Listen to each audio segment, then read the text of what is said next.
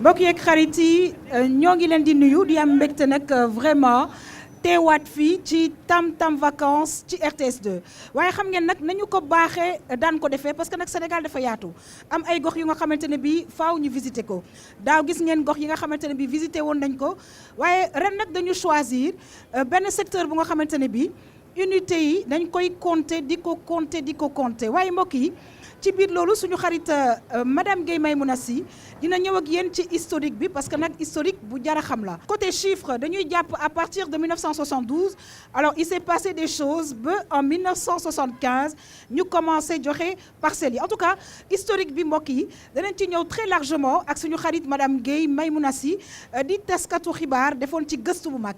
mbokk yi suñu jógee ci loolu nag dañuy ñëw ak yéen ci littérature parce que nag defe naa ne littérature bi yaatu na ànd ci ak suñu xarit Abdourahmane waaye nag xam ngeen ne gox bu ñu nekk dañuy am électron libre bi nag mbokk yi tey nekk suñu xarit Lena Sarr dina doxantu ci gox bi nga xamante ne bi bu si kanamee mbokk yi danañ ci dugg parce que carrefour bu nga xamante ne bi surtout nag waxtu wi nekk na carrefour bu animé alors c'est vrai que nag on a choisi pour le premier numéro ñëw ak yéen ci guddi parce que nag carrefour bi dafay xew guddi mbokk yi dafa am solo ñu fas yéene ko wone ci Tam Tam Vacances waaye nag bu ñu jógee ci loolu mbokk yi dañuy kontaan ci découverte saa su ne di ci ànd ak suñu xarit Malcolm kon nag du ma def rek lu dul daal di mbokk yi lancé li nga xamante ne bii mooy sunu sujet historique bi waaye nag dafa am particularité bu nga xamante ne bii dañ ko indi ren ci sunu émission bi muy théâtre académie loolu yëpp danañ ko découvrir ak ku bees ku wàll si ñu duppee ko Dieyna mbokk yi dama def rek lu dul daal di dem ni ñu koy defee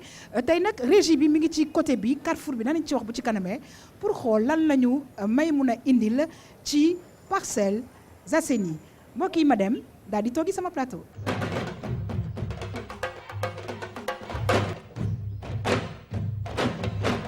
rond-point Case bi bokk na ci bërëb yi ñu gën a ràññee ci Parcelles Assainies li koy firndeel sax mooy ne fii lañu lay njëkk dalalee jàmm. Parcelles Assainies bokk ci li ñu naan banlieue périurbaine bu Dakar seen diggante toll ci fukki kilomètres. ci atum 1974 la nguuru Sénégal ak Banque mondiale jël dogalu sanc bërëb bi ngir féexal ndakaaru ak ngir yombal la am ab kër ñi nga xamante ne seen am dafa diggu dóom ci noonu Parcelles Assainies juddu lalu nag ci ay junni kilomètres carrés tàmbale unité 7 ba unité 26 ci njëlbeen bi 10 500 parcelles la ñu njëkk joxe bu ci ne toll ci 150 mètres carrés boobu ak tey nag Parcelles Assainies màgg na bu baax doon sax daanaka ab dëkk 1996 ak soppite yi ñu indi ci wàllu doxalinu gox yeeg goxaat yi mu doon ab commune d'arrondissement am ab mairie ki ko njëkk a jiite di Mouhamed Tete Diédhiou 1996 ba 2001 Mbaye Ndiaye moo ko fa wuutu 2002 ba 2008 2009 ci élection régionale ak locale yi Moussa Sy jël mairie bi nga xam ne da ko fas yéene jiite ba 2019 ginnaaw beneen mandat boo xam ne am na ko mandat wu juróomi at bu mu tàmbali 2014. bu ñu ne Parcelles Assainies nag xel yi dina dem ci dox daje ndax ay waaso yu bari ñoo fi de ay liggéeykat ci fànn bu ne fonctionnaire bi ak ouvrier bi ñooy bokk yeewandoo commerçant marchand ambulant menuisier ak jaaykat yi ci mbedd bi ñëpp a daje. Parcelles Assainies am na ay bërëb yu ñu ràññee lu ci mel ni croisement 22 di yoon boo xam ne car rapide yi ak super yi miin nañ ko lool rond-point Case bi di Selebe yoon dende ak marché Cambérène bi ci wet wi ñaari xàll yi ñu dippee Seydina Limaamu Laay moom nag moo jëm ba Cambérène. sapeur église bokk na ba tey ci bërëb yi nga xam ne ràññee nañ ko fii ci Parcelles Assainies ci beneen wàll itam mbedd bi jëm ci centre de santé Mame Abdou Aziz Sy mu ngi takkaloo ak mairie bu Parcelles Assainies gox bi nag kenn du ko tudd te sa xel du dem ci ACAPES bu ñu ne ACAPES nag mooy bërëbu tàggat bi nga xam ne ndaw ñi dañ fay daje ak bayal bu yaatu bii nga xamante ne tegtal la ci képp koo xamante ne bëgg ngaa dem marché Dior. tey jii nag Parcelles Assainies doon na ab gox bu am solo ci Ndakaaru ci fànn yépp loi bi ñu wote nag ci atum 2013 jëm ci acte 3 de la décentralisation gën na koo firndeel mu jëlee bërëb bi ci commune d'arrondissement indi ko ba ci commune de plein exercice.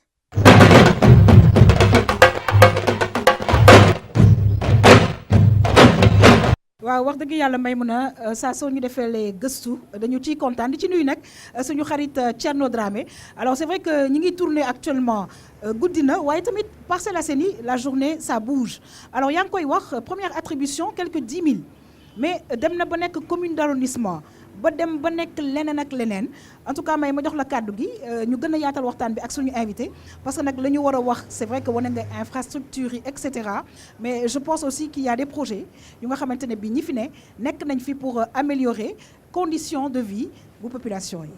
yaa xam ni nga ko waxee noonu la xam naa li ñuy def rek mooy jox kàddu gi monsieur Fall. mi nga xam ne sànq présenté nga ko. wante yaakaar naa ne bokk na ci li gën a tax ñu invité ko. moom moo njëkk a jiite direction bi nga xam ne moo doon toppatoo lépp lu jëm ci mbirum Parcelles Assainies yi. ci jamono ndax li ñu war a leeral mooy ne c'était un projet de l'État du Sénégal. tout à fait projet la boo xamante ne nguuru Sénégal moo ko taxawaloon. ànd ci ak Banque mondiale. monsieur Fall historique bi nga xamante ne def nañ ko xam naa naam parcelle ba woon ak bu tey lu bëri jot na dox ci diggante bi ana lan nga ciy dolli. waaw li ma ciy dolli madame Guèye mooy Parcelles Assainies en fait comme dañ ni projet état la programme état la yamul ci Parcelles Assainies projet de Cambérène suñu demee tuuti ba romb case bi jëm golf am na fa benn zone benn localité bu ñu tuddee Guentaba. D'accord. foofu projet Parcelles Assainies la mooy deuxième projet Parcelles Assainies ici à Dakar. Le projet de Guentaba. D'accord. parce que foofu bërëb la boo xam ne maam Limaamu Laay fa la daan def retraite spirituelle am donc parcelle bi ñuy ñëw fii di ko liggéey en 1973 74 alors le xalif Seydina Mbagnoune Laay moo ñu dalaloon. D'accord. comme terrain bi état bi moo ko joxe gracieusement le xalif lu bare ci terrain bi nekkoon fii ak titres yi daf ko may état bi pour ñu mën a accueillir population yi nga xam ni maam Limaamu dafa prévoir woon ni fii ay gan ay mbooloo nit ñu bari dinañ fi dëkk fii ba Yëmbal donc projet bi yamul fii il y a le projet de Guentaba. D'accord. mi ngi ci kanam. Très bien. Ensuite le projet à Parcelles Assainies dafa continuer taxawul yamul fii il y a le projet am na projet Malika Kër Massar foo xam ne réalisé nañ fa environ plus de 20 000 parcelles. D'accord. Kër Massar aujourd'hui moo ëpp doole projet Parcelles Assainies bii te lépp Parcelles Assainies ci même condition yi même catégorie population ci même anam bi ci même conditionnalité ak sociabilité bi ñu ko defaree moom lañu defaree Kër Massar Malika le projet de Kounoune de Rufisque 2. alors monsieur Fall mu nekk ay projet yu mag waaye may dafa mel ne monsieur Fall ba nga dooree di dugg ci projet yi dafa am daal ay ban année la exactement 1975 1976 parce que sànq on ne voulait pas trop s'avancer sur des chiffres on a parlé de 72 on a parlé d'acquisition en 1975 76 bëggoon nañ nga ñëwaat tuuti ci loolu. voilà yaa xam merci historique bi maanaam comme ni ñu ko waxee début année 70 yi à l'aube des années 70. D'accord. ci la maanaam mbaral bu rëy bi am au niveau du Sénégal. boobu Dakar ci année 60 yi 500 000 habitants la woon. 500 000 habitants tu te rends compte May. 500 000 habitants. oui. boobu temps circulation fii ak Tëngéej da nga ko daan def en pratiquement 5 minutes nga yëg. ñun de balaa ñu yegg si fii sonn nañ trop. alors donc période boobu état bi dafa y avait des formules bu mu njëkk a essayé mooy les coopératives des castors. D'accord. bi ñu defee coopérative des castors yooyu castor la Dakar yamoon ak Derklé. fa la Dakar yamoon mu doon la limite. D'accord. ñu attaqué Grand Yoff. donc foofu moo doon limitu Dakar. Donc le département de Dakar s'arrêtait là-bas. Il y avait après aussitôt le village de Cambérène. diggante bi am benn société américaine bu fi créé woon lu ñu tuddee mooy société Builders. mu ñëw créé lu ñu tuddee Patte d'Oie. La Patte d'Oie. La Patte d'Oie. benn société américaine bu tudd Builders. mooy ñiy tabax constructeur. moo tax ñuy tuddee ñu wax Patte d'Oie Builders. Patte d'Oie Builders c'était parce que la société s'appelle Builders. d'accord. bi builders yi ñëwee defar Patte d'Oie acquéreurs yi barewul nit ñi boobu temps Dakar kenn bëggul a passé Tilène wala Castor. kenn daawul dem Sicap sax. du tey de xanaa Sicap bi ñu koy joxe di toj xeer yi. dem fële nit ñi presque bëgguñu ko woon. Liberté 6 l'État a fait la Sicap a fait plusieurs années pour mën a joxe Liberté 6. exactement daanaka kër yi boobu temps dañ lay woo di la forcer pour nga am Sicap Liberté 6. moo tax bi ñu commencé réaliser projet Parcelles Assainies bi alors comme moom dafa bokkul ak Sicap ak HLM. ndax catégorie population bi ñu koy jox mooy ñi gën a néew doole te mënuñu jënd comptant te amuñu garantie bulletin de salaire ñu ci bare wala seen bulletin de salaire dafa néew parce que il fallait gagner entre 35 000 et 75 000 francs maximum. alors May xam nga lu ma jaaxal lu muy nettali nii mais yàgg na parce que booba temps 35 000 nekkoon na xaalis. waaw ba tax ñu war la mën a jox kër. extraordinaire. voilà c'est-à-dire dañu en fait boobu temps premier plafond salaire bi 35 000 la dañ ko mujj di yokk di évoluer ba mu nekk 75 000. alors en ce moment là donc comme population bi ñu ko war a defal état bi dafa defar programme pour catégorie boobu ma la wax nga xam ni dañ leen exclure bokkuñu ci Sicap du yomb ci ñoom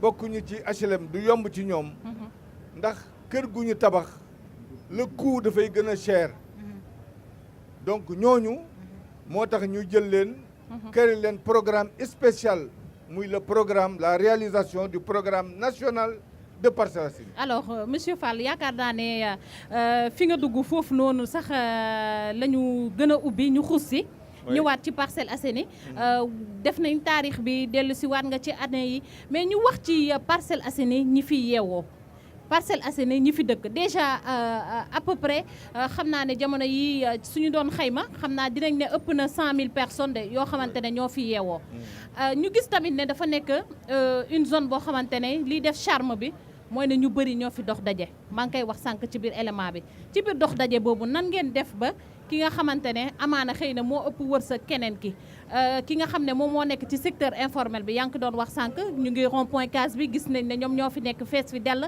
nan ngeen def ba ku ci nekk nga mën a gis sa bopp ci biir Parcelles Assainies. voilà loolu boo gisee mu demee nii c'est que Parcelles Assainies dafa nekk ni ma ko mën a tuddee wax ko ci tubaab genre microcosme maanaam population Ndakaaru bawoon ndaxte biñ koy joxe dañu dugg ci quartier yi quartier bu nekk ñu seet ñi nga xam ne ay locataire lañu wala amuñu kër wala dañoo néew doole wala ñu ngi jaay ci marché yi wala chauffeur de taxi yi ñoom la ñu dajale par quartier ñu créé lu ñuy tuddee association d'acquéreurs de parcelles ñu créé mbootaay ñu ubbi leen compte ci banque de l'habitat ku nekk ñun la soo amee sa 10 000 francs chaque mois nga dem sànni fa boo amee sa 5 000 nga sànni boo amee lu mat 30 000 wala nga am lu ko jege nga dugal ñu jox la parcelle donc loolu bi ñu koy def c'est que dafa nekk approche communautaire dañu bëggoon nit ñi ci quartier yi ñu dëkkoon ñu dupliquer fexe ba quartier yooyu dellusiwaat fii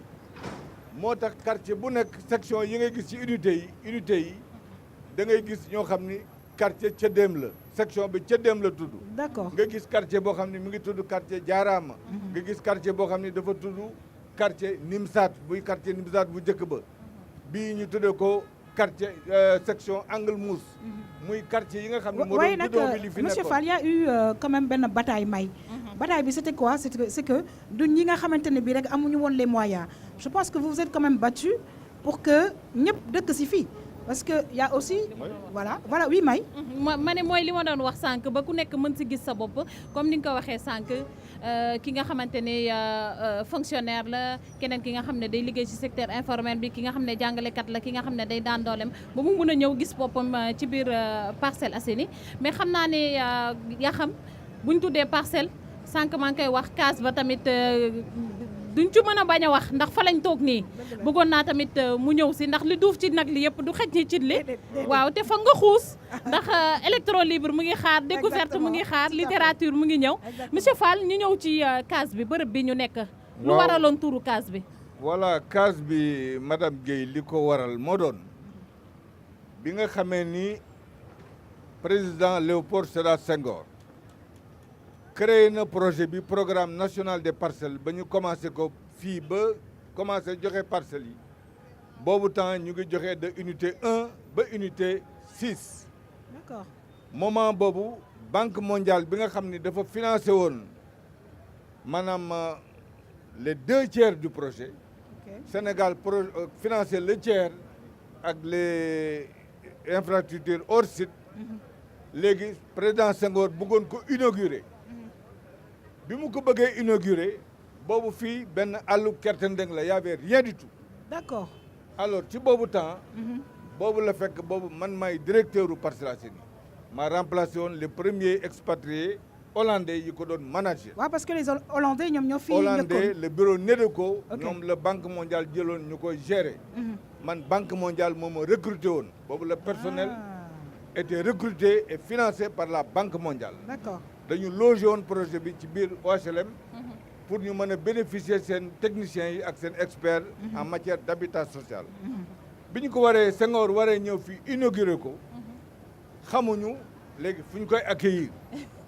en ce moment là ci la am xalaat.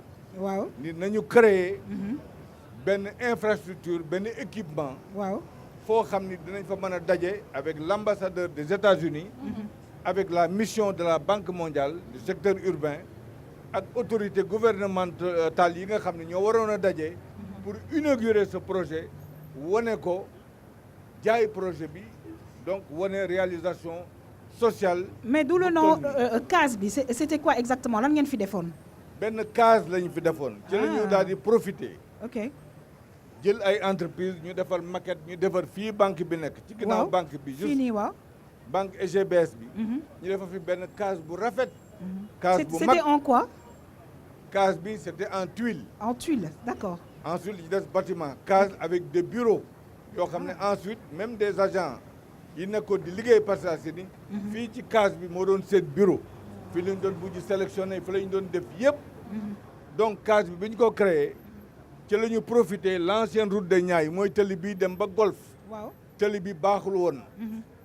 alors ci lañ ko réalisé waxtaan ak CSE. mu liggéey tali bi pour accueillir le président Senghor. alors mais c'est juste dommage que ça n'a pas été gardé loolu jusqu'à présent parce que patrimoine la woon normalement hein. normalement patrimoine la woon. c'est dommage mais ñi nga xamante ne ñoo fa nekk instant bii nii au moins fexe nañu ba ci kaw bâtiment bi boo xoolee bu baax bàyyi nañ fa lu mel ni case loo xamante ne boo xoolee dina la ko fàttali. je pense que ni ça au moins c'est important. absolument góorgóorlu nañ ci tuuti. très bien voilà. alors Maïmouna peut-être ma bàyyi la une dernière question parce que il faut que yeneen chroniqueurs yi dugg si mais ñu fàttali téléspectateurs yi nekk yéen a ngi suivre seen émission Tam Tam Vacances fii ci Parcelles Assainies danañ fi toog nag ab diir parce que nag duñu yem rek ci rond-point case bi ni ngeen ko xamee Parcelles Assainies nekk na gox bu nga xamante ne bi bu yaatu la ma bàyyi la nga poser dernière question du ñàkk nag xam naa ne sànq ñoo ngi ciy waxtaan dina am yeneen i question yu nga xam ne incha allah danañ ci xuus ak suñu invité may fàttali mbokk yi di monsieur Amadou Lamine Fall di président de l'association nationale d'acquéreurs des parcelles May. yaa xam ni nga ko waxee noonu la xam naa ne sànq maa ngi koy junj di wax naa li duuf ci nag li yëpp xajul ci cin li te comme dañu ñëw parcelle dañ fi def ayu bés dinañ dellu si ci lépp loo xamante ne taarixu parcelle la ak yeneen sites yeeg yooyu xanaa ñuy jeexal rek ak monsieur Fall peut-être ñu ñëw ci li nga xamante ne mooy secteur informel bi mënuñu ko bañ a wax parce que fii boo ñëwee rond-point case bi li nga fiy seetlu mooy les commerces jaaykat yi le petit commerçant le marchand ambulant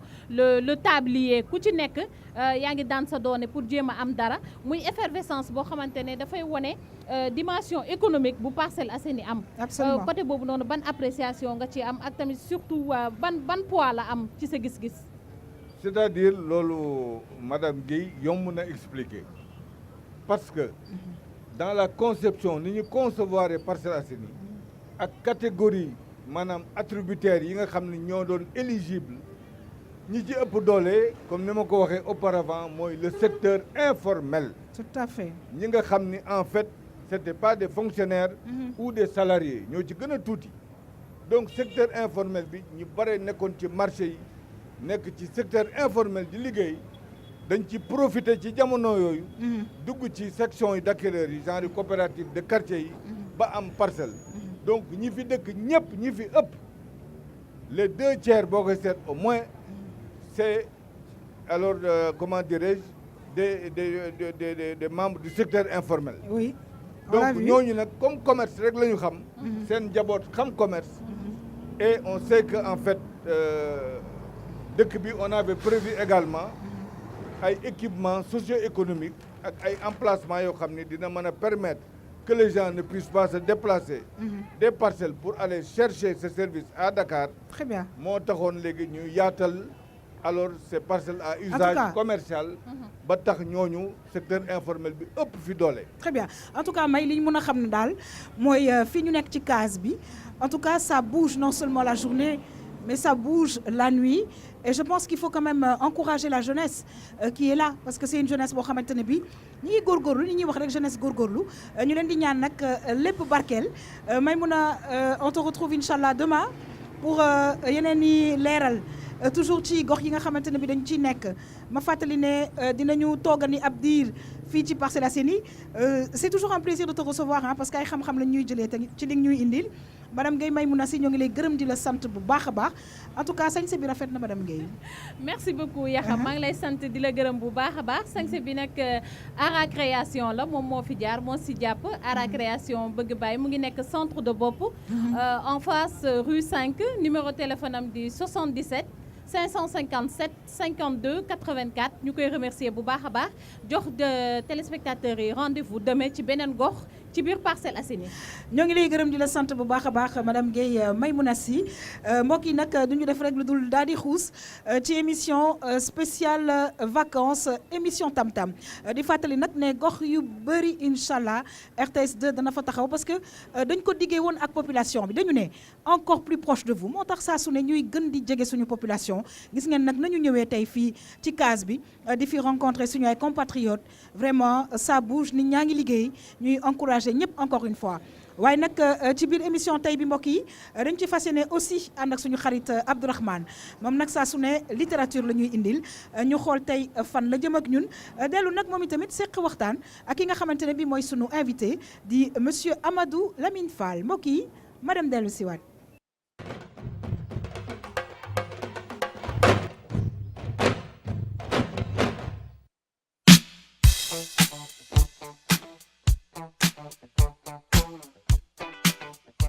Il y a un poète indien du nom de Tagore.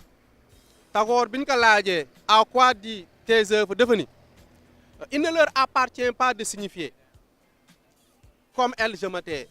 maanaam booy wax ci livre daanaka da nga koy rey ndax booy bind li ngay bind léeg-léeg dafay mel ni di yow. L'écrivain c'est comme un possédé souvent les mots lui tombent dessus mais mën naa ne nag ni maa ngi ciy wax sama cursus maanaam fi ma jaar.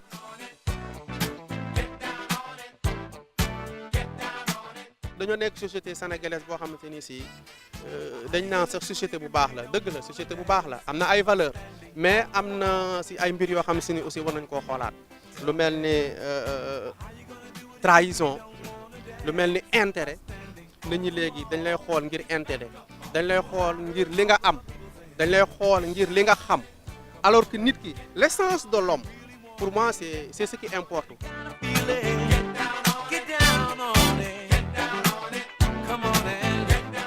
Présentation ouvrage bi biñ koy xool mën nañ ko def ñetti partie benn bi j'ai voulu tracer mon enfance avec ma grand-mère adorée boobu mooy première partie bi nga xam si mën naa ni moment bu neex la ak sama parce que ku ne xam na rapport bi xale di tissé ak maamam. beneen bi mooy ban moo di bi may doog a àgg Louga mes premiers jours à Louga loolu là c'était terrible. Ensuite bi ma demee université parce que là aussi j'ai voulu un peu relater les faits tout simplement yi nga xam si ne dund naa ko université boobu aussi am na solo lool ak bi ma waree takk jabar nga xam si ne si ma mère est là pour me proposer une fille c'est la fille de son sang man ma am ku ma bëggoon te ku ne xam na li yaay seq ak doom en tout cas livre bi xanaa nga njëkk a commencé waaye boo ko liiree da nga ko bëgg boo ko commencé da nga ko àggale.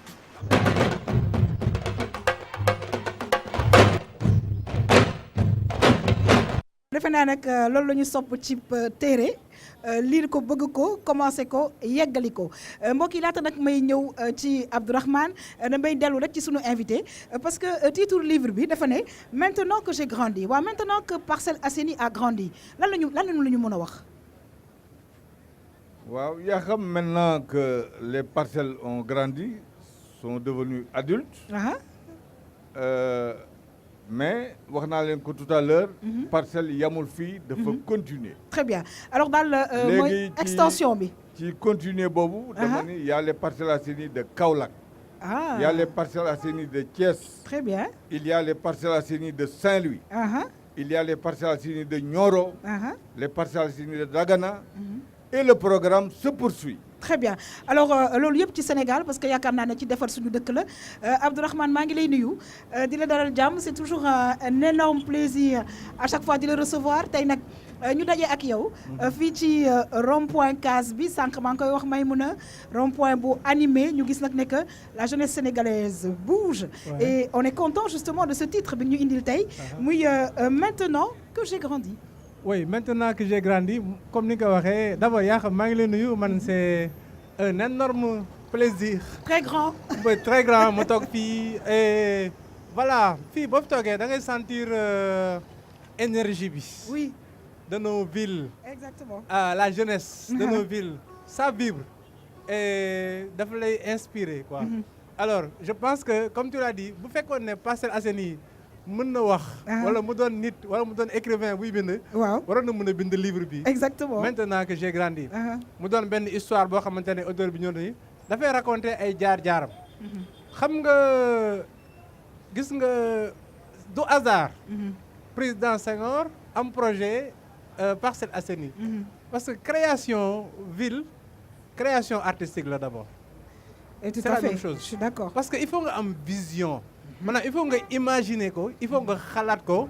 ensuite su demee ba ñu créer ko ba nga imaginer ko ba ñu créer ko. après dëkkuwaay bi. moom may dem di màggal boppam. dafay mel ni benn personnage boo créé ci livre rek. da nga koy imaginer xalaat ko. togg ko. coucher ko sur le papier créer ko. mais boo ko créer après day demal la boppam. dafay mel ni waaw moomatoo ko day dem. waaw voilà day évoluer. c'est exactement ça. moo tax également suñu ville yi nekkul rek. ay dëkkuwaay fii carrefour la mais carrefour de création la également et gis nga boo gisee biir Parcelles Assainies li fi nekk ci ay artistes li fi nekk ci ay créativité li fi nekk ci wàllu créativité. absolument dem ci wàllu cinéma wàllu littérature. wàllu théâtre wàllu musique wàllu théâtre également parce que am na aussi festival bu fi amoon muy festival danse ak théâtre fii ci Parcelles Assainies parce que le fait que nit ñi di jugee fu nekk ñi jóge Louga ñi jóge Saint-Louis ñi jóge Ziguinchor ñu jóge ku nekk andi sa culture. waaw c'est-à-dire ce mélange de waaw voilà ce culture, mélange boobu melting pot boobu dafay jur beneen créativité. Exactement. benn richesse. Tout à fait. suñu richesse yooyu dafay jur culture bu bees moom la ñu woowee fii les cultures urbaines. et Parcelles Assainies dafay doon benn un cœur vibrant de la culture urbaine. waaw kon nag Abdourahmane dafa mel na titre livre bi maintenant que j'ai grandi tout un chacun mën na ko bind parce que en fait c'est des histoires yoo xamante ne bi je pense que ñun ñëpp mën nañ ko raconter ah. effectivement mu doon benn histoire personnelle boo xamante ne ni mi ngi doon entre li nga xamante ne ni moom mooy xew ci biir ville yi. ok parce que am na benn aspect boo xamante ne nii duñ ci bàyyi xel maanaam du dëkkuwaay rek mais également dëkkuwaay yi noonu laa koy waxee dafa doon benn cadre boo xamante ne ay destin ak ay destinées humaines un cadre d'échange waaye un cadre d'échange nga xamante ne nii nit ñi dañu fiy rencontrer di bëggante di fonder ay famille exact et cetera mu doon ay génération yu fi juddee di màgg jóge fi également dem dëkki faneen alors ville je pense que ne en réalité richesse boobu moom la am mu doon un cadre boo xamante ne nit ñi dañ fi nekk di créer di dund di liggéey et cetera alors livre bi nag waa ji mi ngi ko bind parce que moom dafa amoon benn njàqare. d'accord parce que nee na bi mu tollee ci jël soxna. dafa am koo xamante ne moom la doon bëgganteel. ok mais yàlla def ne yaayam. proposé ko keneen.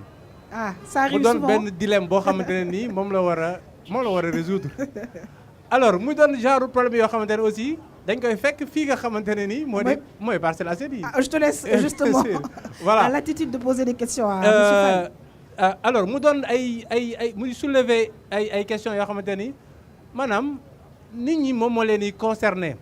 parce que dafa ma wax lu am solo bi may wax ak moom ci mu ne ma l'angoisse d'être homme.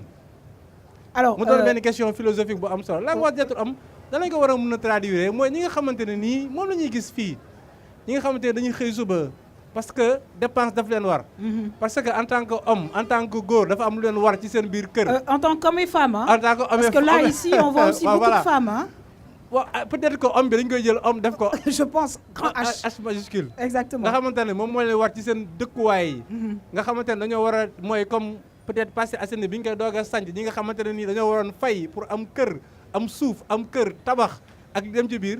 loolu nga xamante ne nii nit ku nekk mooy tax ngay jug di daw di et cetera mu doon loo xamante ni angoisse boobu moom lay dund moom lay raconter également. Monsieur Fall. Oui, li ma ci mën a wax ci côté boobu. Il a parfaitement raison.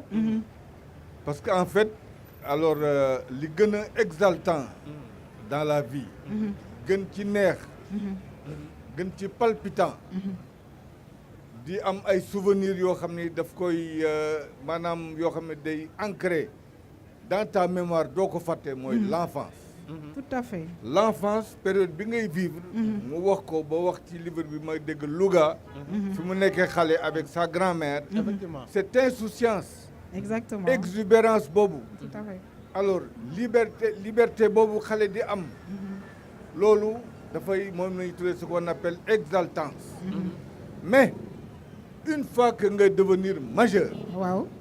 di atteindre ce que vous avez appelé en parlant de cette agglomération adulte âge adulte mooy âge bi nga xam ni moom la tuddee angoisse mais c'est l'âge le moment de la responsabilité. Absolument. Tu commences à devenir responsable. parce que xale dañ koy yor. dëgg la dañ koy yar. dañ koy jox mu lekk di ko jox mu naan di ko jox mu tëdd. di ko jox mu solu. mais aujourd'hui responsabilité mooy porter un poids. Tout à fait. poids boobu nag comme ni ko garab yi tuddee respondere. boo xasee ba commencé gàddu poids. war a jël sa place su papa. war a jël en charge wut kër. wut soxna yor ay doom war leen a yar. Alors war justement. a taxaw ci citoyenneté. jouer ce rôle dans la société. responsabilité boobu. Alors justement. mooy angoisse bi te loolu lu diis la. Waaw cette jeunesse en tout cas il faut que ñu ñëw aussi jeunesse su Parcelles parce que c'est vrai qu'il y a les infrastructures il y a ay façons yi nga xamante ne ñoo ngi leen koy jàppale mais Abdourahmane je vais en profiter pour saluer ñi nga xamante ne bi ñoo ngi ñuy seetaan depuis l'étranger juddoo Parcelles màggee Parcelles di seetaan RTS 2 je rappelle yéen ñi ñuy seetaan Canal 5 TNT seen émission spéciale vacances donc ñu dooree ko ci Parcelles waaye nag am na yeneen gox yu bëri yi nga xamante ne bi incha allah danañu fa teew oui Abdourahmane. oui man aussi dama bëgg a nuyu sama étudiants yi nga xamante ne ñoo ngi dëkk Parcelles su ma ko defee surtout fii nga xamante ne xam naa ne fii la ñuy jaar. waaw chaque suba di jàngi mu doon Carrefour. exactement alors dama bëgg aussi que ñun. en tant que RTS 2. dañuy def acte de témoignage. Ça klaxonne pas mal parce que transport commun yi. oui car rapide yi oui et taxi yi. Carrefour la fii la ñuy jaar. exactement et puis dafa am ñoo xamante ne dañuy jàll ñëw ba ci suñu auteur bi bëgg a seetaan. oui fàtte na ñu ngi ci biir circulation bi xam naa loolu moo tax ñu leen di clashé. alors dama bëgg a wax ne aussi Carrefour tam-tam spécial vacances ñu ñëw fii ñun aussi dañuy def acte de témoignage. parce que bu ñuy seetaan. peut-être émission bi dañ koy archiver dans 20 ans. espace bi bërëb bi dootul mel nii. dëgg la comme dans 20 ans ci ginnaaw melu woon nii. et suñu bëggee xam nan la mel suñu bëggee xam nan la dëkkuwaay bi melo woon fii nii. peut-être que dinañu xool bu ñu xoolee archive tam-tam dañ ko ci fekk et ça nous permet ñu xam. exactement loolu aussi moom mooy solo. wàcc ci biir dëkkuwaay yi.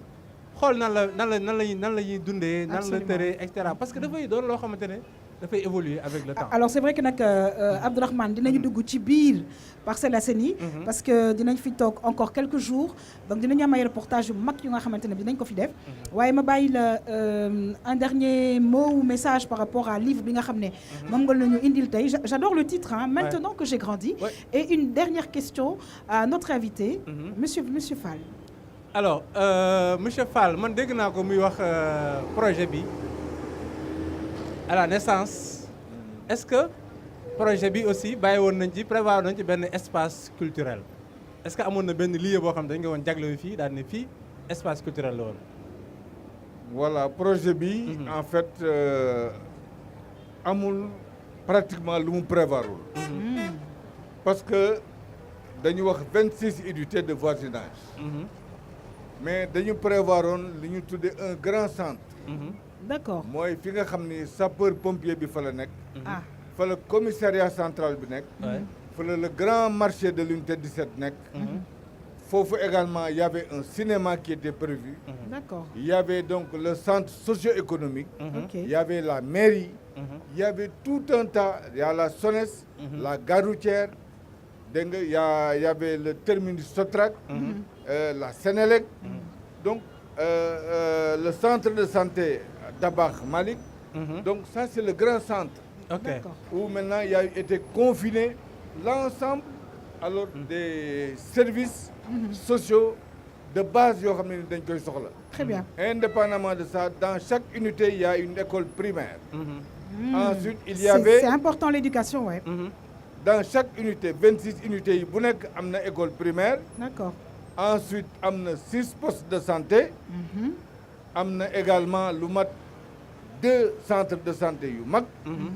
am commissariat de police.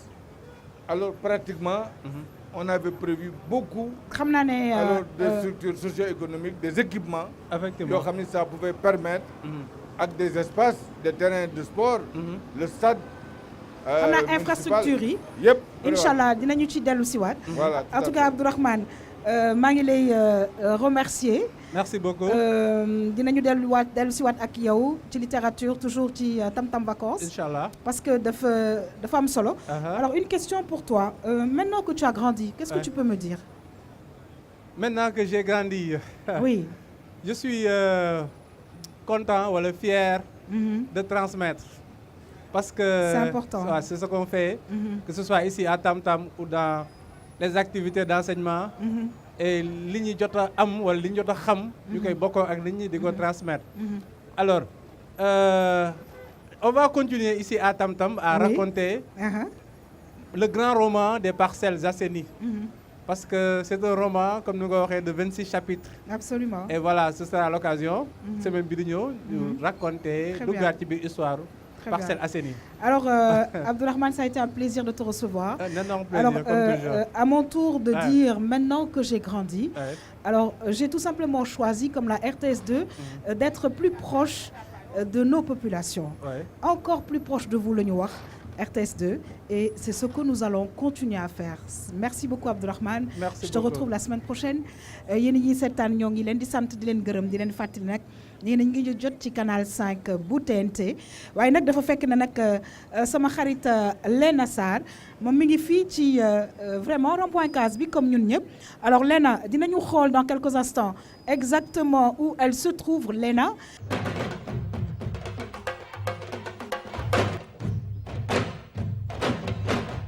waaw sànq maa ngi koy wax ma ne suñu xarit Léna Sarr xaw ma exactement fan la nekk fii ci rond-point Case bi Léna su nekkee yaa ngi may dégg nga wax ñu fan nga nekk ak ñan nga nekkal parce que nag ñi fi nekk di bouger bëri na. Alors Léna. Mais Léna, oui, tu es où là? T'es où? Yaham, je suis juste à côté de toi. Pour tourner sur ta gauche, ding ma gis maa ngi nii taxaw. Comme ni nga ko waxee sànq nag RTS2 encore plus proche de vous man nag maa ngi nii ci biir population bi parce que man lañ def électron libre. Kon man may dugg ci biir nit ñi xool nag ñoom la ñuy dundee fii ci rond-point Case bi. Sànq may mun a dafa wax ne ni que fii commerce bi bi macha allah mi ngi dox ñu gis ne ni que kon nit ñi fii dañu am fulla ak fayda parce que ñi ngi ci jënd bi ak jaay bi léegi du ma def rek lu dul dem si ki nga xam ne moom mooy ñi ñuy woowe Koto ñooy defar café yu neex yi fii nag dafa mel nii nag y a pas d'heure pour boire du café. Alors Léna, amatrice café bu mag la oui yaa xam. Léna, tu fais tout ce que tu veux avec le monsieur buy jaay café mais je t'ordonne juste après ton interview ak moom ma may la café nga ñëw si sama plateau oui avec du café. certainement yow Thiam nga sant kon nag maa ngi nii ak Koto ñi ngi lay nuyu yaa ngi defar café bu neex nii. maa ngi leen di fay maa ngi si jàmm na ngeen def ça va. ça va très bien lan mooy sa tur. Mamadou Diallo. Mamadou Diallo mi salminima. waaye mi yettima kadi salminima. yow yaa ngi ci jaayum café bi est-ce que mën nga ñu wax naka lay demee fii ci rond point CAS bi. waaw ñu ngi fi jaay waaye ñu ngi sant yàlla bu baax a baax. café gi mu ngi nii de gars yi wax dëgg yàlla. gaa yaa ngi ñëw di jënd waaw gars yaa ngi ñëw di jënd bu baax a baax. waaye ma foog ne café moom bëccëg rek lañ koy naan waaye dafa mel ni guddi bi ba tey nit ñaa ngi naan café. waaw parce que bëccëg gi day xaw a tàng dañ koy naan mais guddi gi dañ koy xaw a di gën a naan quoi. mais Léna parce que guddi gi mooy xaw a di faral di féex tuuti léegi nag buy féex ngay am envie di naan café quoi. oui yaa xam. yow dafa mel ni amatrice café nga Koto mi ngi lay defal benn café dafa mel ni que dañuy jaay café mais nag am na ay amateur meew te ñoom itamit dañuy jaay meew de. waaw meew tamit dafa baax surtout ci santé xam nga bu dëkk bi commencé xaw am tuuti poussière ndax Koto tamit day jaay meew man am naa café. waaw meew bi tamit dafa baax na parce que boo ko naanee day wàccee poussière bi bu xawee di poussière ni tuuti boo ko naanee daa baax si kii bi daa baax si xol quoi.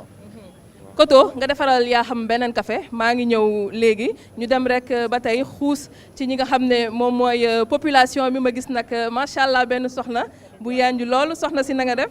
maa ngi fi. yow ci lan ngay yëngu. man maa ngi yëngu ci wàllu ataaya ak café Touba. waaw rond point CAS bi moom neex na ba dee di ñii di jaay café ñii di jaay ataaya. waaye gis nga dañ di jigéen rek xam nga bañ a taalal suñ loxo di ñaan ak yooyu moo tax.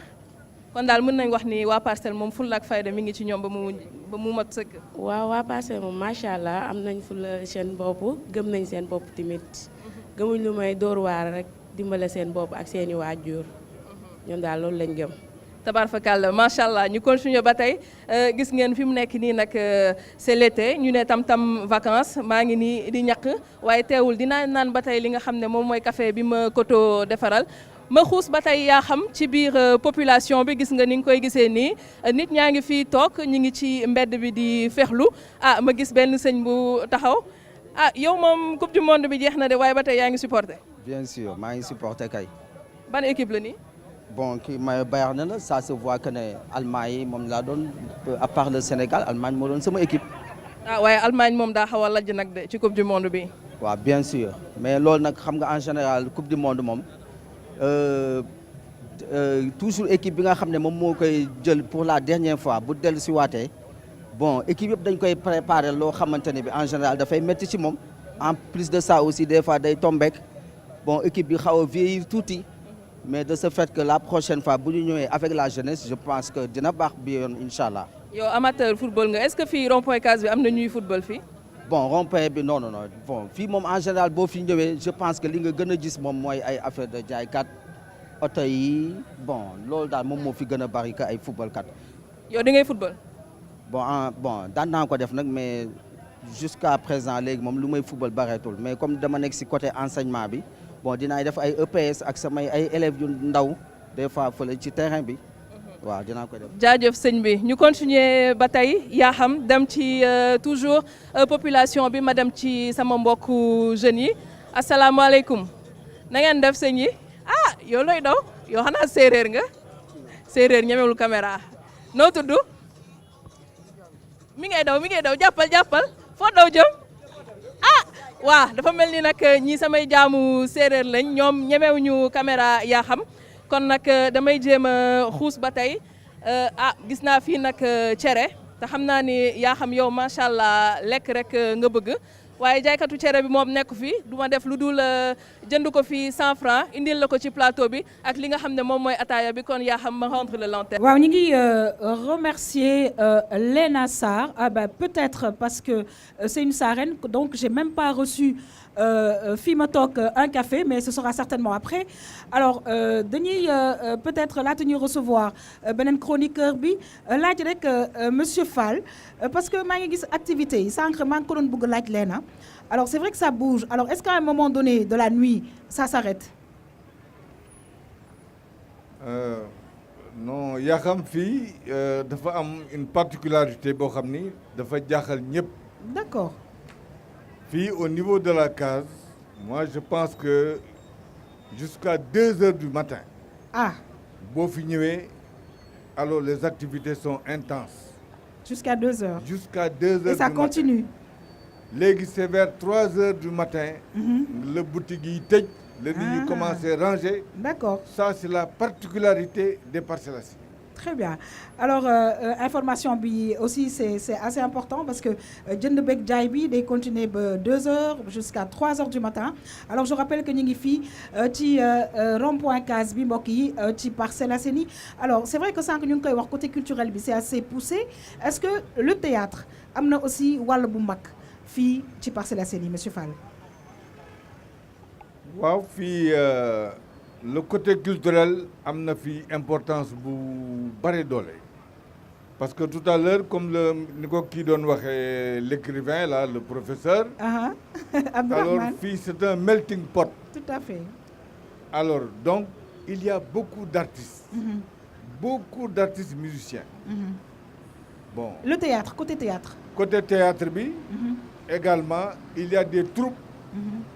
yoo xam ne ils se sont formés dans différentes unités au moins il y a gis naa fi lu mat 3 ou 4 troupes théâtrales. Très bien alors ça me permettait juste d'accueillir Dieyna mbokk yi fii ci RTS2 Tam Tam Vacances c'est un plaisir en tout cas de l'avoir ci sunu groupe Dieyna maa ngi lay nuyu di la dalal jàmm bu baax a baax ci plateau spécial vacances émission Tam Tam sur la RTS2 c'est un plaisir nga wàlli si sunu équipe bi tey nag nga indil ñu aussi lu am solo muy vraiment li nga xamante ne bi moom mooy théâtre académie ma bàyyi la nga nuyoo ba noppi nag expliquez ñu théâtre académie exactement moom mooy lan.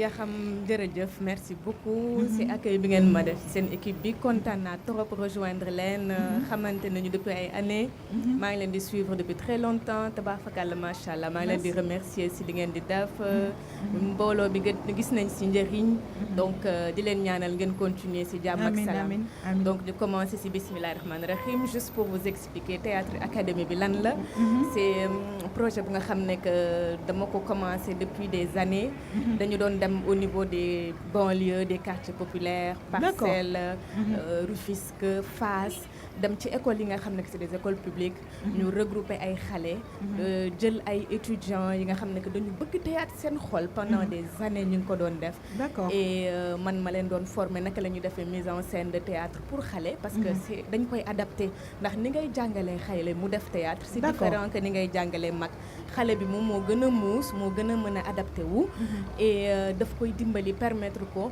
mu exprimer wu donc bi ñu daan dem ci école yi dañu doon jàngal xale yi nga xam ne dañu gën a am difficulté wax alors dañuy commencer won leen ni ñuy liiree après bu ñu liiree ñu won leen naka la ñuy exprimer woo après bu ñu exprimer woo ñu won leen des fois la timidité voilà parce que école même bu ñu leen invité sax pour ñu lire ay textes dañuy xaw a ragal parce que ragal nañu def faute ñu puni leen wala yu demee noonu donc ñun dañ leen doon jàngal naka la ñuy dindee seen ragal boobu ñuy ragal seen maître yi wala ragal lire en public wala ragal ñu reetaan leen parce que mën nga war a bëgg a wax la fekk xale bi làmmiñ bi dafa taq mu ne yë nit ñi reetaan ko après mu ruus et puis mu garder benn complexe dootu ko mën a continuer alors comme pour dire que théâtre académie am na solo waaye nag dafa fekk na dafa am benn sujet bu nga xamante ne bi yow tamit indil nga ñu ko ci Tam Tam Vacances fii ci Parcelles Assainies kon Dieyna ñu dem xool dellu si waat nag mën cee waxtaan bu baax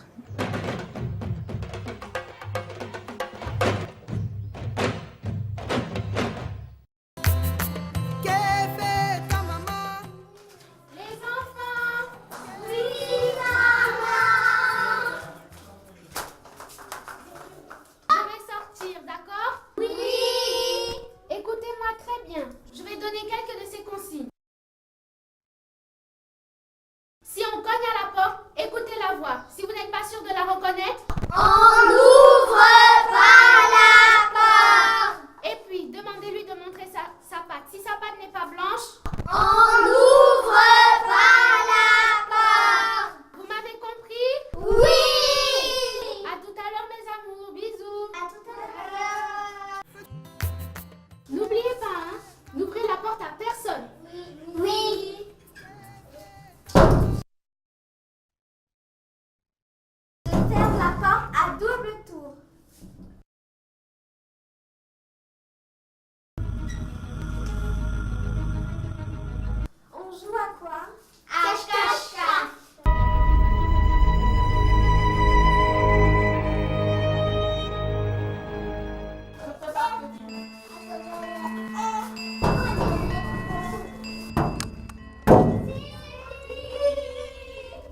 moi, votre gentille maman, qui vous mangera, qui vous apportera à manger.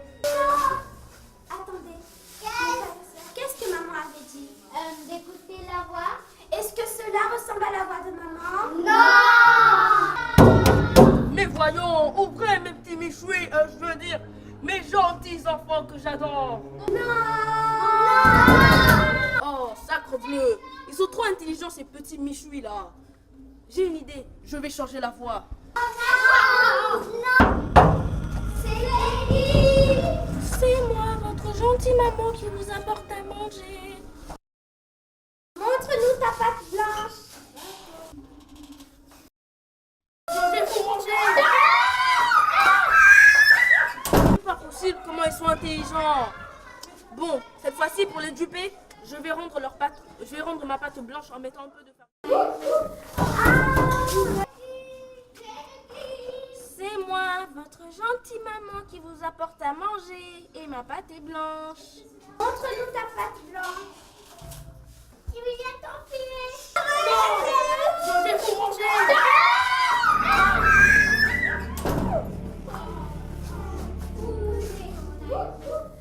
Loulou est là, tout manger mes frères.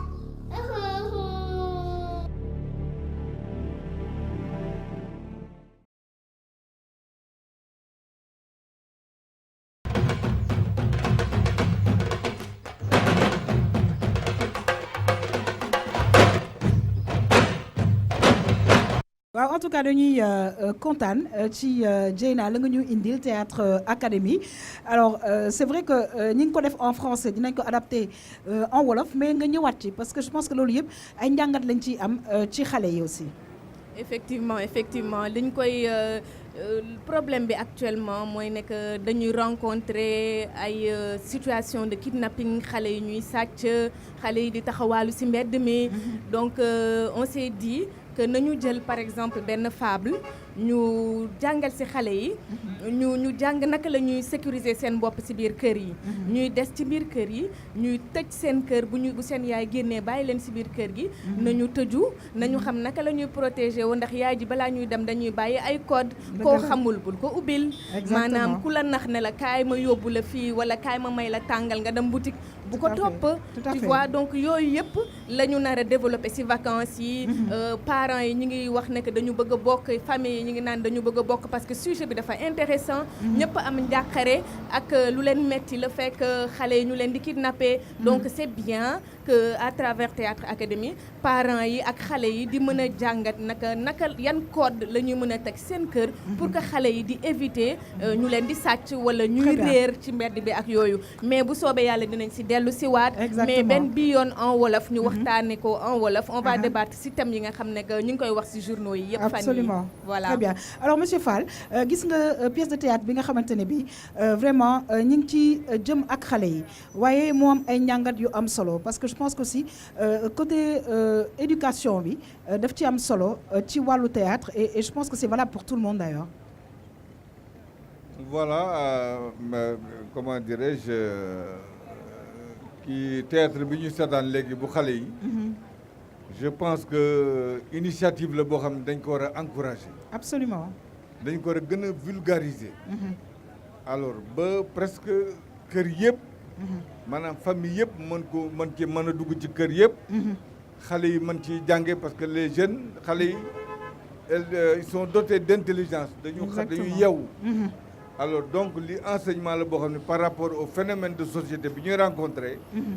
ci rapt d'enfants yi ak yeneen problèmes yoo xam ne c'est des problèmes de déviance. vraiment lii c'est à encourager et on encourage Dieyna alors pour cette initiative. Très bien te lii dañ ko war a gën a vulgariser gën ko gën a yaatal.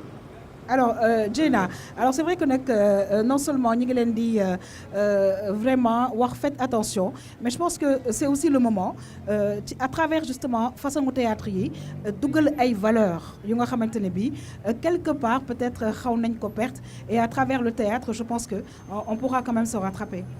li nga wax moom dëgg bu weex péng la ndaxte théâtre dañ koy xeeb dañ koy ñàkkal solo parce que xale yi pour ma am ñu ñëw jouer ci sax c'était difficile ndax parent bu nekk yaa ngi naan ay bëgguma sama doom feeñ télé théâtre duñ fa def lu baax duñu jàngal nit ñi lu baax te dañuy fàtte ne ci l'école ba même dafa am ci curriculumu xale yi lu ñu tuddee les arts scéniques donc dafa bokk ci bu ñuy jàng lire bu ñuy jàng bind da ngay gis ne que dañ koy fàtte tellement parce que joxaluñ ko valeur ba nit ki bu demee ba nekk patron fu muy liggéeyee dafay perdre cette possibilité toog waxtaan ak en public xool nit ñi am assurance ba dañ leen di fayal ay cours d'art oratoire. Absolument. Alors qu'en réalité bu ñu ko defoon depuis le bas âge heure bi du ñu nekk di leen di fayal dina réduire ay coûts ci entreprise yi. Exactement. Donc du coup franchement man je pense que c'est très important ñu koy boole ci jàngum xale yi kër ga ñu continuer di foyer ay théâtre parce que bi ñu ko defee xale yi engouement bi ñu ci am moo gën a important pour man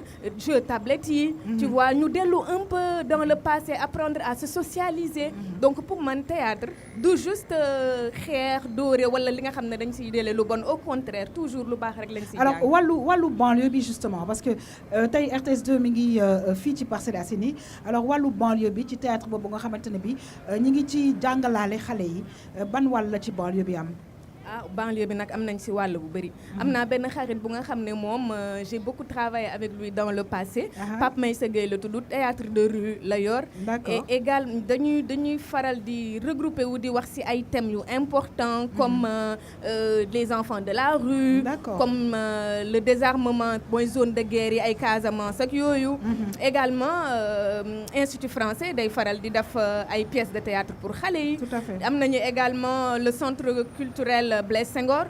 Très souvent man depuis ma nekk xale sax loolu moo ma doon inspiré parce que dama daan dem foofu ñu organiser ay atelier de théâtre wala mu am ay troupe yu jóge Casamance ñiy jóge ay Gabon ak yeneen alors c'est vrai dëkk que yi. Maïmouna Sy bi fi nekkoon tout à l'heure journaliste waaw. ba daan na fa def théâtre et je pense que ça l'a beaucoup aidé d'ailleurs gis nga léegi ci carrière am. gis nga moo tax mu xarañ léegi. Exactement. Donc théâtre dafa am solo. Très bien alors monsieur Fall c'est vrai que dañuy continuer toujours ci mbirum Parcelles Assainies sànq ñu ngi wax on a parlé des projets on a parlé des infrastructures plutôt léegi ñu ñëw aussi nag ci li nga xamante ne mooy projet yi ngeen am par rapport aux Parcelles Assainies fii ñu nekk ak yeneen gox yi. voilà Parcelles Assainies projet bi fi gën a am importance maanaam ci équipement boo xam ni dafa mën a promouvoir alors le théâtre l'art la culture mooy le centre socio-éducatif des Parcelles Assainies. D'accord. boobu c'est un grand centre boo xam ne mi ngi nekk ci grand centre bi à côté de la mairie ñu tuddee ko benn bi centre socio-éducatif benn salle bi Demba Dia feu Demba Dia lañ ko tuddee. D'accord. benn bi ñu tuddee ko Mbassoum c'était un chanteur woykat la woon alors centre boobu ça ne désemplit pas alors xale yaa ngi fay daje alors ak les ASC association culturelles yi di jouer ay théâtre di fa def également ay manifestations culturelles yoo xam ni vraiment c'est très important. Très bien. Le Alors, centre là ne désemplit pas te nekk na loo xam ni vraiment les parcelles se sont appropriées. En tout cas dinañ ñëwaat ci yeneen projet yi parce que c'est vrai que côté culturel am ngeen ay projets yu nga xamante ne c'est très important mais je pense qu'il y a encore d'autres projets par rapport à d'autres secteurs yu nga xamante ne bi incha allah laata ñuy tëj émission bi dinañu ci ñëw ak yow waaye di sant di gërëm yéen ñi ñuy seetaan suñu xarit Dieyna ça a été un plaisir ma bàyyi la un dernier message parce que Théâtre Académie fas yéene na gunge Tam Tam Vacances bi nga xamante ne bi door nañ ko tey fii ci rond-point Case bi ànd ci ak RTS2 je rappelle ñi ngi nekk ci canal 5 bu TNT. Donc maa ngi leen di remercier encore une fois et c'est un grand plaisir et ma fàttali leen ne que j'ai un réseau donc Dédé Didi lañ ma gën a xamee et que parents yi mu intéressé mun nañ ñëw si sortir vos enfants à Dakar ou Théâtre Académie sur Facebook dinañu mun a am information yi ñu soxla yëpp et il y a beaucoup de parents qui me demandent naka la ñuy def pour participer si Théâtre Académie donc su fekkee nekk bu soobee yàlla commencé nañ ko si jàmm ak salaam yàlla nañ ko egg si alhamdulilahi rabbil alamin RTS bu ma accompagner man ma topp leen si seen ay projet bu soobee yàlla di ngeen si gis ay yeneen information yu neex su kanamee pourquoi pas famille yi entrer en compétition de théâtre, ça, ce serait génial. Ce serait génial, n'est-ce pas? Génial. Alors, ñu ngi lay remercier. Plaisir de te retrouver, Inch'Allah, la semaine prochaine. Ci aussi beneen i gox pour yeneen i théâtre yu nga xam ne chaque fois dañ ci am ay njàngat. Merci beaucoup, Dieyna. Mbokk yi nag dañu def rek lu dul daal di wëyale émission Tam Tam spéciale vacances ànd ci ak suñu xarit Malcolm. Malcolm saa su ne daf ñu indil ay découvertes mbokk yi ñu dem xool tey lan la ñu indil dellu nag waxtaan ak mbokk yi ñu dem dellu siwaat.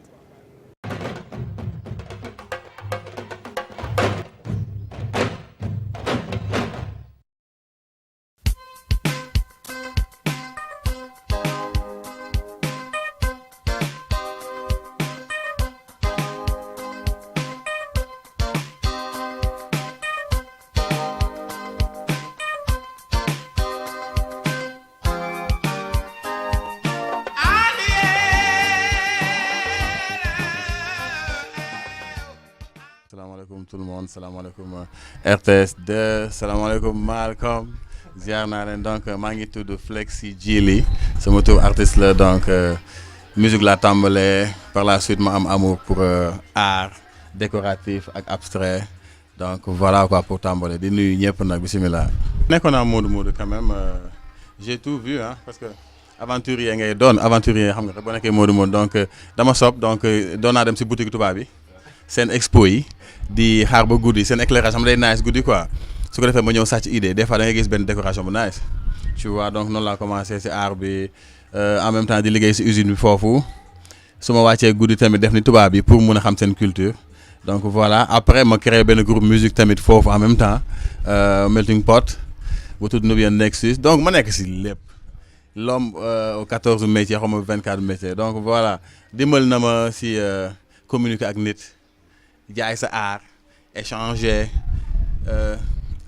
humour entre ñaari culture yu bokkul xam nga boo nekkee Modou des fois da ngay gis ñag bi nga ne ñag bi ne sénégalais mais bu yàggee da nga ne ok il faut ñu collaborer quoi donc comment tu vas mon frère ñag yaa ngi indi humour léegi da nga ko monta mooy góor gi sénégalais toi vous êtes des turians donc yëpp jàngal na ma quoi donc di nga xam ne communiquer donc voilà quoi en grosso modo li ma Modou jàngal ak idées yi ma jëlee foofu si usines yeeg yooyu et cetera quoi donc voilà.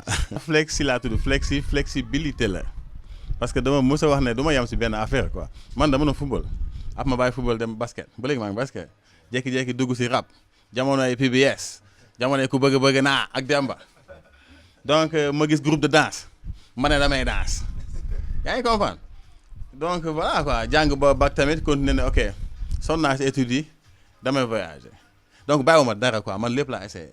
expo laa bëgg sérieusement man je suis le genre d'artiste boo xam ne j'aime tous les artistes xam nga donc j'aime Souleymane Faye j'aime Ismaël Lo j'aime notre culture vraiment j'aime Jo Wakam ndax yàlla yóbbu àjjana j'aime Moussa Ngom ñoom ñëpp laa xam parce que j'ai 43 ans et si culture Sénégal laa bokk léegi man maa si boole sama bopp léegi li ma bëgg mooy RTS2 ak ñeneen ñi ñu nañ si jàpp quoi parce que artistes yu bëri ñu ngi xaaral ma pare artistes yu bëri des fois dañuy am talent boo xam ne doo ko mën a explorer ndeysaan parce que doo am les moyens qu'il faut déjà lire rek c'est une bonne chose j'aime bien yaa ngi comprendre peut-être kenn mën na ko gis il voudra acheter un truc comme ça parce que man si laay donne j'ai une femme j'ai des bouches à nourrir comme j'ai dit yaa ngi comprendre donc man jàppale boobu laa wax ma ngeen may ma xaalis de dama ne ngeen ñëw jënd si lii ñu waxaale loolu laa wax voilà merci beaucoup kontaan naa trop.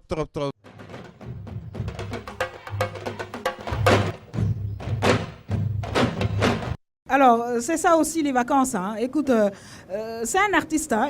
Et puis là, Malcolm, le mu wax kenn mënu ko teggi kuy liggéey kay ku ko jënd nga bëgg en tout cas maa ngi kontaan ci sujet ba nga ñu indil tey waaye tamit di kontaan di feggoog yow fii ci rond-point Case bi xam naa ne nekk na gox boo xaw a miin de ah. dama ci kontaan mais avant ça maa ngi lay nuyu. dama la namoon ay maa la raw sànq ba léegi maa ngi sourire mënu maa ngepp di nuyu techniciens yi gars yi ñu wër. parce que télé kumpa la mënuñoo gis ñëpp. di nuyu tam suñu kilifa bi xam naa dinaa ko gën a xam ci kanam. monsieur Fall oui. fii dama ko miin. dama fi mus a tawte. parce que ñàkkul waa unité 8 nekk fii wala unité 13. c'est clair 8 wala 13. ñoo fi gën a nekk. donc rond-point Case bi. amul fépp foo bëgg a dem ci biir Dakar. te X-time boo fi ñëwee ñun jeunes yi li ñuy wax X-time moom n'importe quelle heure boo fi ñëwee. waaw doo am oto fii da nga fi am oto. donc lu rafet la RTS 2. franchement ñun daal ñooy ndaanaan ñun daal ñoo fi toog. en tout cas na nga ñëwee neex nañu waaye ñu dellu ci suñu invité bi monsieur Fall la mu wax tamit am na solo parce que nee na n'importe quelle heure surtout nag xale yu góor yi fii boo fi ñëwee Carrefour bi mais voilà transport yi daal ñi ngi fi daal. voilà fii daal yaa xam. moom laa la wax dafa am benn genre comme ni ko ki wax particularité boo xam ni dafa jaaxal ñëpp. parce que aujourd'hui soo demee boo jógee Parcelles. waaw ñi dëkk Parcelles aujourd'hui boo demee Dakar nga dem avenue Georges Pompidou. waaw wala nga dem avenue Rome. wala feneen. day mel ni da nga dem ci cimetière. te nag gis nga xam nga lu ma ci tu ne vois personne. non xam nga lu ma neex sànq Malcolm très sincèrement ni ma gisee oto yi les couleurs les gens bouger tu les vois donc ça dëkkuñu fii comme ni nga waxee rek mais dañuy dem. particularité bi xam nga la moo fi gën a am solo. dañu yaakaar ne amul sécurité te ñun allée bi maanaam yow boo jëlee. li la féete ginnaaw. police bi moo fi nekk ci kanam. police des Parcelles ouais. nit ñi dañuy am temps wu et puis dañuy am fitu. même bu tàngee dañuy génn doxantu. parce que munoo fi def lu ump kenn. dëgg la loolu moo tax ñëpp di bëgg a ñëw fii ci rond point case bi. mu nekk boulevard bu neex. instant bii nii pour wane ne rond point case bi ni nit ñi casé woo. daal di am benn discipline. ñu ngi ñuy wër sànq ba léegi. mais déggoo fi bruit. dëgg la déggoo fi benn affaire boo xam ne dérangé nañu. c'est vrai franchement. alors juste des klaxons mais bon c'est normal ah. c'est ay séeréer lañ il faut ñu klaxonner. waaw Malcolm bu ñu xiifee dañuy dinañ dellu si en tout cas ci côté sécurité ak suñu invité mais nga ñëwaat ak ñun ci sa invité bi. alors c'est vrai que comme il l'a dit voyagé na c'est un artiste mais il fait des choses extraordinaires quand même ah. effectivement alors moom mu ngi tudd Flexi Djily. ok nekk artiste boo xamante ne si découverte bi dafa am solo yaa xam. te dina la neex dina neex ñu bëri. dafa demoon bitim réew. dem jàngi mais lan la jàngi woon. jàngilu woon juste pour nekk benn chanteur wala di defar ay objet d'art mais dafay dem jàng xool ki dëkk Sénégal ak ki dëkk Congo ki dëkk Gabon bu ñu tasee tey bitim réew lu ñuy def ba mën a bokk. bokk benn gis-gis bokk benn art. waaw li ngay wax dafa am solo. nga baal ma ci ni ma la daggee parce que fii tamit loolu moo fi am c'est-à-dire que sànq Koto mi suñu xarit leena indi woon sànq c'est un Guinéen et puis ethnie yu bëri c'est-à-dire africain yu bëri daje nañ fii. nga xamante ne bi moom mooy Parcelles Assainies te defe naa ne monsieur Fall dana ko dëggal et je pense qu'il y a une certaine harmonie ñi ngi vivre en harmonie et c'est ça qui fait aussi je pense vraiment le bonheur qu'il y a parce que c'est vrai que c'est pas la grande richesse mais on sent quand même ce bonheur qu'ont les gens de vivre tout simplement. voilà yaa xam li nga wax c'est important parce que fii peut-être xëy na boo ne universalité maanaam le mot serait trop grand. mais on sent ici l'africanité. parce que fii bu ma xoolee man en fait ni mu meloon au départ nga xam ne ay dunes de sable la woon. tëli bi amu fi woon. léegi ba ma wëree biir Dakar fépp au niveau de la région du Cap-Vert fii dafa mel ni mooy les Champs-Élysées. parce que à tout moment les boutiques sont ouvertes. jusqu'à 3 heures du matin. man nag Times Square sax laa ko bëgg a tuddee. Times Square bi nekk New York. Times Square. Voilà je comprends je connais bien. moi je pense que fii cette appellation lui collerait parfaitement. oui te bala nga koy xam nga actuellement yaa ngi fii ba heure bi mais émission bi bu continuer woon je vous dis jusqu'à 1 heure 2 heures du matin. l'ambiance serait la même. alors. muy loo xamante ne bi il fallait que parce que ñun dañu ne sànq maa ngi koy wax toujours encore plus proche de vous di jege sunu population yi di dem di xool lan la ñuy dundee et cetera et je pense qu'on ne pouvait pas mieux commencer Tam Tam Vacances fii ci Carrefour bi moi j'aime bien et nag ak tàngaay bi wax dëgg yàlla nag Malcolm fii ñu toog féex na nag. am na sànq ñu romb dafa féex. dafa am sànq ñu romb. man sax ñoo ma ci gën a xam dara. ne ma Tam Tam Vacances dafa commencé waat donc ñoom tàmm nañu. waaw ñu génn ñëw ci ñoom. ah ben oui tam ñëw seen biir donc dafa nekk loo xamante ne si lu ñuy wax mooy lu weesu gàcce ngaalaama RTS 2. mais gàcce ngaalaama aussi ñi nga xam ne ñoo ŋànk lépp luy organisation fii ci Parcelles. ba tax sécurité bi ba tax kee di jaay mën ko bàyyi dem julli ji am xel mu dal. parce que police ci wetam parce que ndaw ñi sax dañoo dem ba dañ leen yar. tey boo demee gis nga xale yi ñu nekk ni ci wetu barrière beeg ñu wër. ñu ngi ñëw mi ak discipline déggoo jàppal bàyyi sànq ba léegi. franchement loolu daf ñuy neex. moo tax tam voilà. waaw Malcolm comme nag dama waroon dugg ci affaire sécurité. waaw ak monsieur Fall ma bàyyi la yow nga poser ko question sécurité bi nag parce que loolu tam am na solo. Poser ta question waay poser waay. waaw monsieur Fall justement côté sécurité bi comment ça se passe parce que comme mi ngi koy wax c'est très animé et voilà côté sécurité bi nga rassurez-nous un peu comment ça se passe ici au Parcelles. waaw fii côté sécurité bi. D'abord li ñu wax mooy le commissariat de police. Commissariat bi en fait on l'avait prévu dañ ko prévoiroon pour def ko ci unité 17 centre bi le grand centre. mu dend ak sapeur pompier bi caserne de sapeur pompier. D'accord. mais moment boobu. alors il y avait la Patte d'Oie et il y avait la proximité du pont de l'émergence et de Grand Yoff. Ok. En ce moment le ministre de l'Intérieur d'alors feu Jean Collin. m'a demandé man personnellement ma def commissariat bi ci avenue bi. pour que la sécurité puisse être partagée par toutes les agglomérations environnantes. dëgg la parce que bu nit ñi ragaloon aussi je pense que tu as vu Malcolm le nombre de personnes qu'il y a aux alentours. jigéen mag ndaw je pense que suñu ragaloon aussi duñu ko fréquenter. alors donc vraiment le commissariat de police. boobu état bi sax mënu ko woon financer parce que y avait des commissariats à financer te amuñu woon assez de fonds. D'accord. C'est la Banque mondiale moo financé commissariat bi. ñu supprimer 25 parcelles. Ok. installé fi commissariat de police bi. D'accord. Bon si ajoute que comme ni ma la wax. unité yi c'est des gens qui viennent des mêmes quartiers. Il y a un aspect communautaire boo xam ni nit ñi accueillir seen i mbokk ak aspect communautaire boobu day renforcer. alors le sentiment de confiance. Et puis aussi l'exode rural c'est-à-dire que ñi nga xamante ne bii ñu ngi jógee ci biir dëkk bi. il y en a beaucoup aussi qui habitent ici. ñëw rejoindre seen i mbokk. seen i parents ñu jëndal leen kër à côté donc aspect communautaire bi dafa jouer ba au niveau des jeunes et des ASC yi nga xam ni on se rappelle yi nga xam ñu ngi leen créé woon fii. alors au niveau de la zone 8B. alors quartier bu nekk am ay ces jeunes-là qui ont grandi comme l'autre a dit. que léegi je suis devenu grand. c'est des jeunes qui jouaient ici avec nous. ñu leen di wutal ay maillots. ak ay ballons. alors au courant des années 80. alors ba léegi ñoo nekk des adultes yoo xam ne ñoo dëkk fii ak seeni doom. alors tout ça day créer benn aspect vraiment de renforcement des liens. Tout à fait. alors de solidarité. qui font que daal y a un aspect boo xam ni très étonnant c'est l'aspect magique. L'effet magique du projet des Parcelles Assainies. Alors Malcolm c'est vrai que nag c'est tout simplement magique et je pense qu'on gagnerait à chaque fois di visiter yenn gox yi parce que ñu bëri peut-être qui sont à l'étranger gëj nañ fi nga xam ne fii la ñu dëkkoon et cetera mais ñu ñëwaat ci sa artiste bi parce que liggéeyam rafet na. te defe naa ne dañu door rek ci moom découverte yi fas yéene na bëri ci fànn bu ne ci Tam Tam Vacances RTS2. effectivement yaa xam suñu artiste li ñu gën a neex ci moom moo nekk facette yi nekk ci moom couleurs yi. dafay woy et tout doon bëgg tamit mu ñëw. bu ngeen bëggee ci kanam defe naa am na lu mu leen préparé jox leen tuuti a cappella ci moom mais dafa am beneen affaire bu nekk ci moom.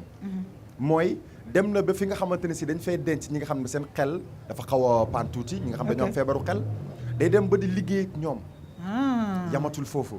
donc gis nga découverte yi nekk ci biir yenn nit ñoo xamante ne si xëy na bu ñu taxawee nga xaw leen doyadil wala nga xeebantal leen tuuti. mais bu ñu la goqetalee li nekk ci ñoom rek. su boobaa da ngay xam ne franchement découverte am na. te loolu mooy rôlu Tam Tam. et puis commencé na Sénégal def na lu bëri.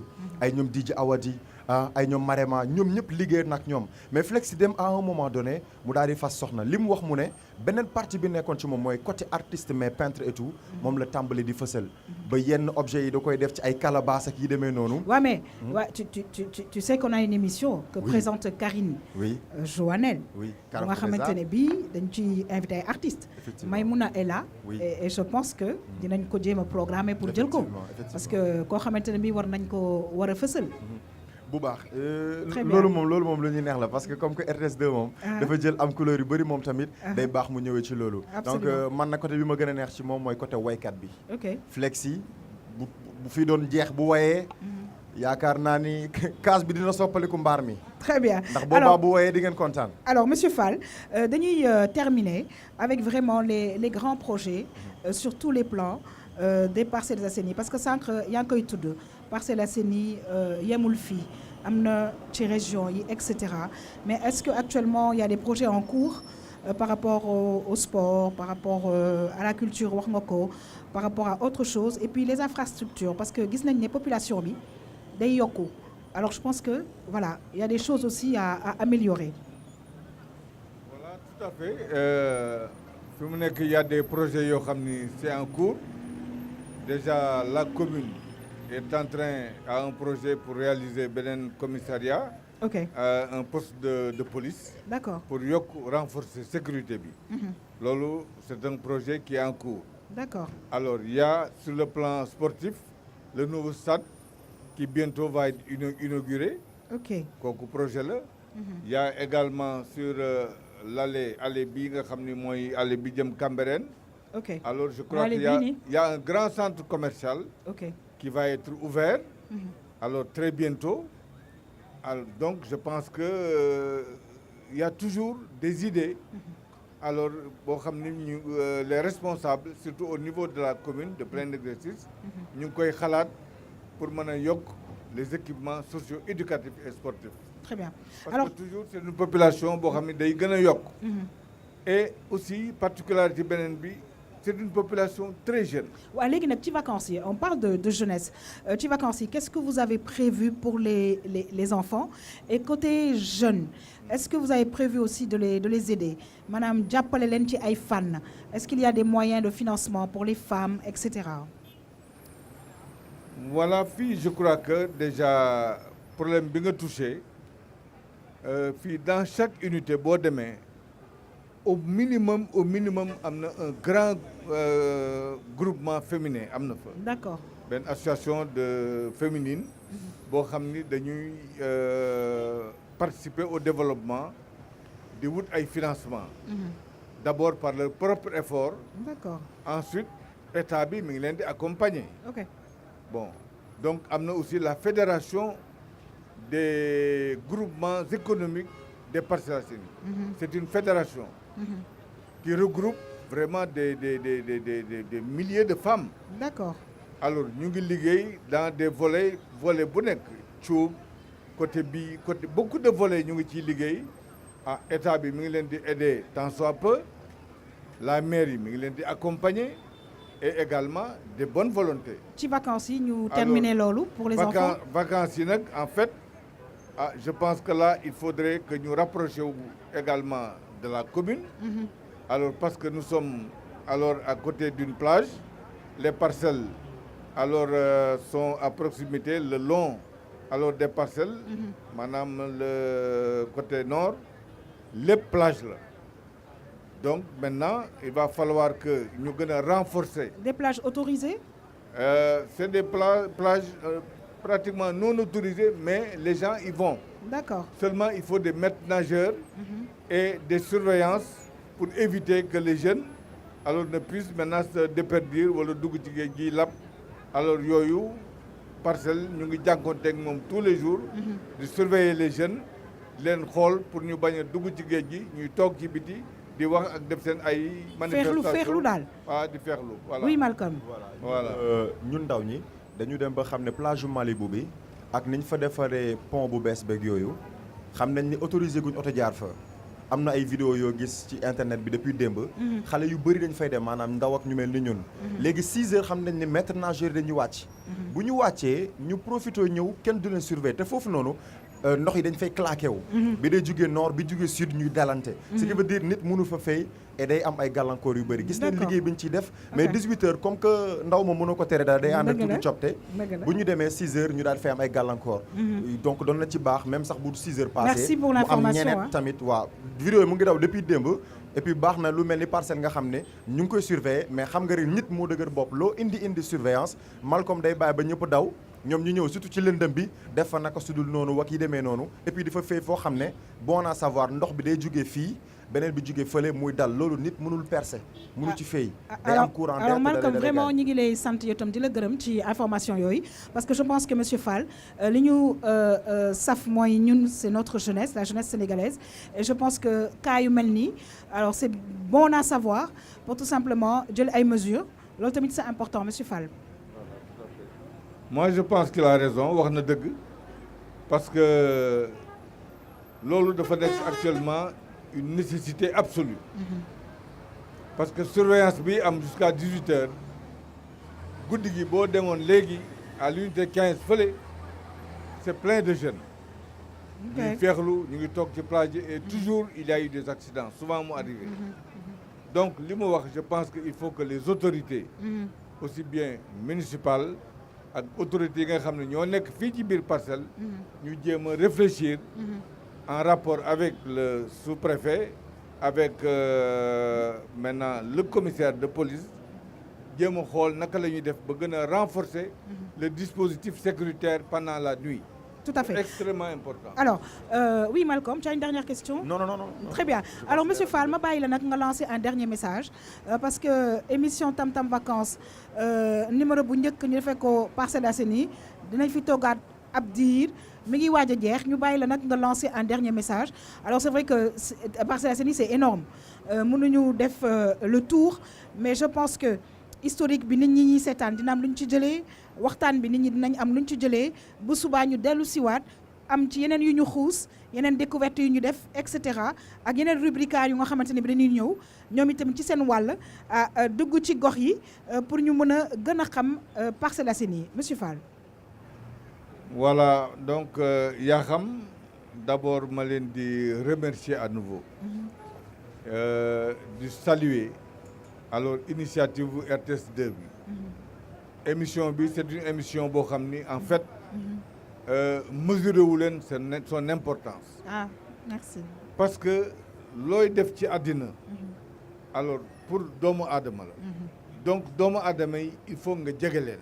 dëgg la il faut être proche. mooy sunu slogan encore plus proche de vous. Alors donc ce slogan alors est vérifié et attesté par seen jotaayu tey bi ak suñ jotaayu tey bi nit ñi ñu ngi ciy jàngat lu bare parce que àddina li am solo mooy l'enseignement du jeex mukk jàng du jeex absolument te pour nga jàngal nit ñi xamal leen il faut nga jege leen dëgg la tey man mii fi ñëw sax alors am na lu ma fi jàng ci li ma fi gis ak artistes yi nga xam ni vraiment c'est des gens ki ñu gis léegi waaw kooku day sonder même l'âme alors maintenant des autres artistes et des gens yi nga xam ne dañuy yaakaar ni seen xel dafa manqué. jërëjëf mi ngi leen di sonder comme Freud. waaw yooyu yëpp ñu ngi koy ci jàngal. parce que ñoom tam ci population bi la ñu bokk. voilà ci population bi la ñu bokk.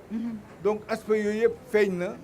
te émission bi moo ko waral. jërëjëf kon nag gàcce ngaraama. merci alors RTS2. merci beaucoup gàcce ngaraama. Malcolm. ak émission bi nu mu tudd Tam Tam. Tam Tam. voilà ñu ngi leen di remercier. merci beaucoup monsieur Fall alors xëy na ne yaakaar ne dinañu dajewaat ci yeneen circonstances. très bien très bientôt gën a waxtaan ci yeneen domaines. incha allah ñoo ngi lay gërëm di la sant mbokk yi di fàttali nag suñu invité tey monsieur Amadou Lamine Fall di président de l'association nationale d'acquéreurs des parcelles maa ngi lay gërëm di la sant bu baax a baax Malcolm sa découverte am na solo incha allah dinañu ñëw ak yow ak yeneen découverte ci gox yi nga xamante ne bi fas nañu fa dem ci RTS2 merci Malcolm. jërëjëf maa ngi lay sant bu baax di sant suñu kilifa gi di sant ñi nga xam ne ñu ngi doon seetaan Tam Tam et en même temps di remercier ñi fi taxaw sànq ba léegi te defuñ benn bruit discipline boobu ñu naan dafa xaw a raar Sénégal neexul ba neexul mu ngi fi yar nañ nit ñi te franchement chapeau à Rond-Point Case merci beaucoup ñëpp ñi nga xamante ne bi taxaw nañ fi di remercier bu baax a baax les autorités de la RTS parce que ñoom ñoo ñu permettre ñuy déplacer wu monsieur Racine Talla tous les directeurs di remercier particulièrement aussi suñu directeur monsieur Omar Ba di remercier madame Fatou Dieye di responsable RTS2 di remercier tout le staff de RTS2 chaque fois dama koy wax sama liggéey moo ci gën a néew di remercier vraiment toutes les équipes techniques fàttewuma kenn parce que bu ñu nee RTS c'est RTS 1 2 3 4 bon dinañ dem 5 ba 10 donc on remercie tout le monde mbokk yi may remercier ki nga xam ne moom mooy Sali Anne bi jaar ci bopp bi 77 537 67 68 di remercier chroniqueurs yi nga xamante ne jot nañ fi jaar ak ñi nga xamante ne bii ñi ngi waaj a ñëw Leena maa ngi lay coucou bu baax di waaj a ñëw ci yeneen émission fii ci Parcelles di leen jox rendez-vous très bientôt c'est-à-dire demain toujours sur la RTS2 Canal 5 bu TNT bonne suite des programmes sur cette très belle chaîne au revoir